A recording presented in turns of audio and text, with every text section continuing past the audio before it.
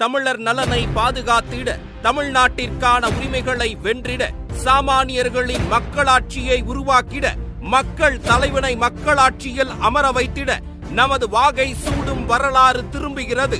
வெற்றி பேரணியை தமிழ்நாடு மதுரையிலிருந்து தொடங்குகிறது. இந்த நாடு இதுவரை கண்டிராத பிரம்மாண்ட மாநாட்டிற்கு, தமிழ் மண்ணின் ஜனநாயக திருவிழாவிற்கு அழைக்கிறார் வெற்றி தலைவர் விஜய்.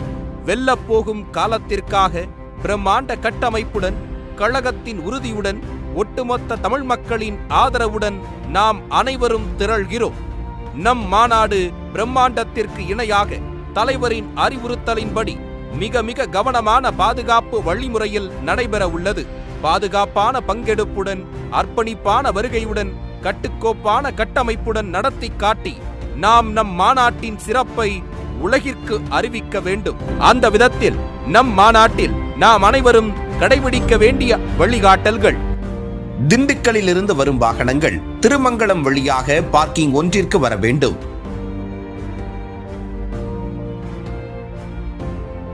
தேனியிலிருந்து வரும் வாகனங்கள் திருமங்கலம் வழியாக பார்க்கிங் ஒன்றிற்கு வர வேண்டும்.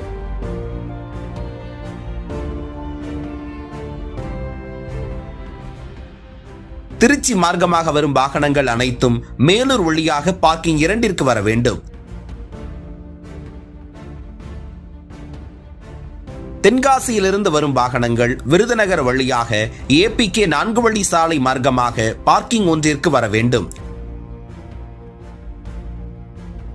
புதுக்கோட்டையிலிருந்து வரும் வாகனங்கள் திருப்பத்தூர் மார்க்கமாக பார்க்கிங் ஒன்றிற்கு வர வேண்டும்.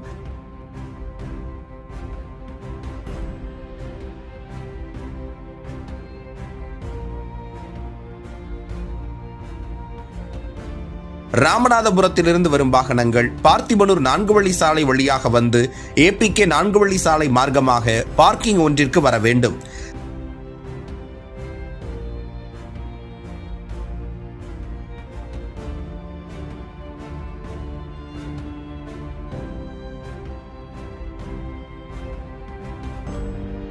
திருநெல்வேலியிலிருந்து வரும் வாகனங்கள் APK 4 வழி சாலை மார்க்கமாக பார்க்கிங் ஒன்றிற்கு வர வேண்டும்.